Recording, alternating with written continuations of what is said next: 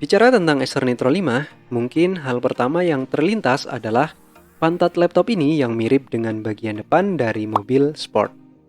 Begitupun versi ini. Selain pantatnya yang berwarna merah, bagian lain dari laptop ini berwarna hitam. Bagian sudutnya yang miring dan bagian belakang yang ada sedikit motif masih sama aja dengan Nitro 5 versi Intel Gen 11 yang lain. Dari segi bobot juga sama, berbahan polimer yang solid meski belum bisa dikatakan premium, dan ditambah charger seberat 600 gram, bobot laptop ini sudah cukup untuk membuat pundak kamu pegel jika kamu menggendongnya dalam waktu yang lama. Salah satu yang membuat laptop yang saya review ini berbeda ada pada layarnya. Jika sebelumnya layar semua Nitro 5 hanya cocok untuk gaming, kali ini layar laptop ini sudah cocok untuk desainer grafis dan konten kreator profesional.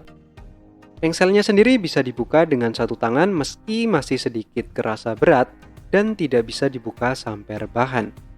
Di bagian atas ada webcam 720p. Di bagian kanan ada USB-C yang sayangnya tidak support dengan Thunderbolt, USB-A 3.2 yang bisa untuk ngecas saat laptop mati, dan HDMI 2.0. Di bagian kiri ada RJ45, 2 buah USB-A 3.2 Gen 1, dan audio combo jack. DC-in ada di belakang.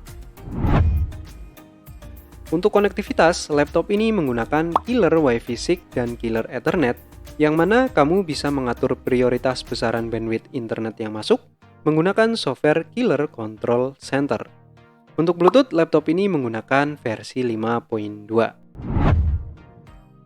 Keyboard laptop ini sudah full size dengan numpad, tombol panah besar, dan tombol power menyatu pada numpad. Cuman, yang membuat masalah bukan itu, tapi tombol delete dan home ini, di mana saya sering salah memencet home ketika ingin mendelete sesuatu.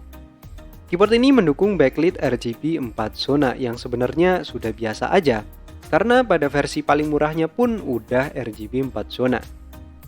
Kamu bisa mengatur pola backlit ini melalui software NitroSense yang bisa kamu buka dengan menekan tombol dengan logo N di sebelah numlock.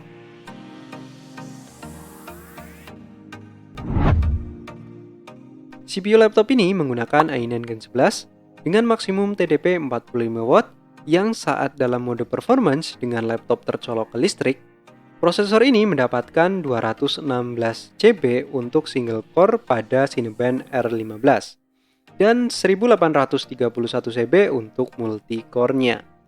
Sedangkan skor konsistensinya sebesar 1600-an GB dengan skor terendah ada di run kelima. Suhu tertinggi saat looping ada pada 88 derajat Celcius dengan rata-rata 82 derajat Celcius, jadi masih aman. Lalu saat saya coba untuk rendering 3D di Blender BMW Render, waktu render tercepat prosesor ini adalah 3 menit 50 detik saat laptop ini tercolok listrik. Sedangkan saat tidak tercolok listrik, prosesor ini membutuhkan waktu 7 menit 3 detik. Laptop ini menggunakan NVIDIA RTX 3060 dengan maksimum graphic power 95W yang mendapatkan 7200-an graphic score pada 3D Mark Time Spy dan bisa merender BMW Test hanya 54 detik saja. Untuk rendering video sendiri, saya menggunakan Filmora Pro. Video durasi 1 menit tanpa efek render dengan preset YouTube 1080p mampu diselesaikan dalam waktu yang kurang lebih sama. Untuk gaming, sayangnya saya hanya bisa mencoba CSGO karena internet saya yang super cepat sehingga saya nggak bisa download game lain.